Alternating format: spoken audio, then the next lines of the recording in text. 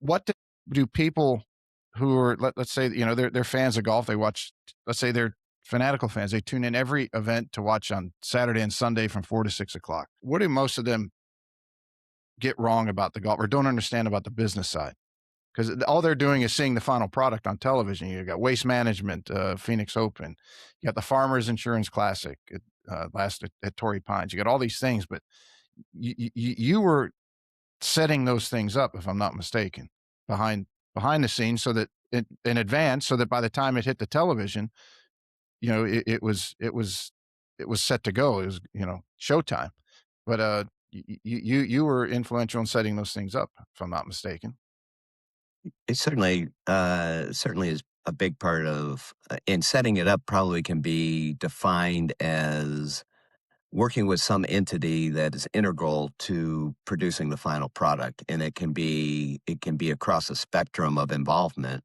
It can be as simple as a hospitality buyer at a tournament to the title sponsor or the operational arm of the tournament. And we're involved in companies that want to play their part, if you will, across that spectrum of what it is or what it takes to bring a professional golf tournament to life. I think if one were sitting on their couch looking at Jim Nance and Trevor Immelman, and now Colt Knost has joined the booth at CBS, having them announce, they probably don't put a whole heck of a lot of thought into it, like what it takes. It is a vast undertaking. These are small to mid-sized businesses that are somewhere between 20 and $30 million in sales in order to bring, and now with the whole live involvement, et cetera, I did probably ratchet that up and say that they're probably $30 to $40 million enterprises Mm.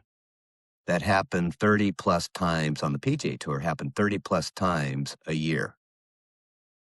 And so when you take a look at the economics behind it, somebody has to come up with that kind of money in order for me, you, your fans, golfers, to sit on that couch and tune in for a few hours a week. It's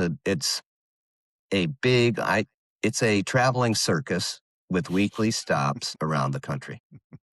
Yeah, Ringling Brothers might not be around anymore, but the PGA Tour and Live and Corn Ferry and LPGA, they have assumed that mantle or that banner, Yeah, as you so describe it. yeah, what does a title, so you have, in the hierarchy, the title sponsor, this week would be WM. So what does WM pay? WM probably pays somewhere in the neighborhood of 12 to $15 million Oof. for the right to sail the sailboat.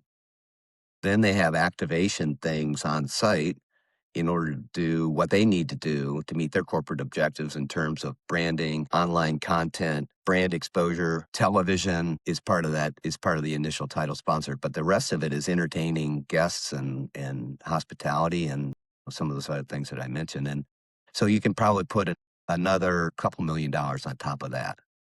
So that's a big commitment from companies today in order to take advantage of being the lead sponsor of a PGA Tour event. And then sometimes you'll see presented by, it's a Mhm. hierarchy. So if the memorial presented by Workday. Okay, so Workday is the presenting sponsor. That's a whole nother level. And then on site, you have all the hospitality. Again, looking at WM, I mean, everybody sees the 16th hole par 3, which is chaotic. To go back to your opening introduction of 4 decades, when I went to the Phoenix Open before WM was even involved in it, run by a charitable organization called the Thunderbirds, there was no 3-tiered ring of skyboxes around that 16th hole. There wasn't even one ring, but over time, the ring built out, became popular due to some students and their chanting and all the shenanigans that they do. And then the second layer, and then the third layer, and now it's the Coliseum of golf, right? So you have all those and that's not the only hole where you have hospitality, but that's the predominant one. So you have hospitality buyers, and then you have, again, WM is the ultimate example because, and I might have the numbers wrong, but they're not too far off when on any one of the weekend days, you'll have 300,000 people at that golf tournament. That's unbelievable, almost incomprehensible. Well, if your viewers or listeners haven't been there, but have been to a tournament, they'd say, "There's no way you can watch golf." Well, the fact of the matter is, in Phoenix, this time of year, of the 300,000, I don't know what the number is, but 20,000 of them are on the 16th hole.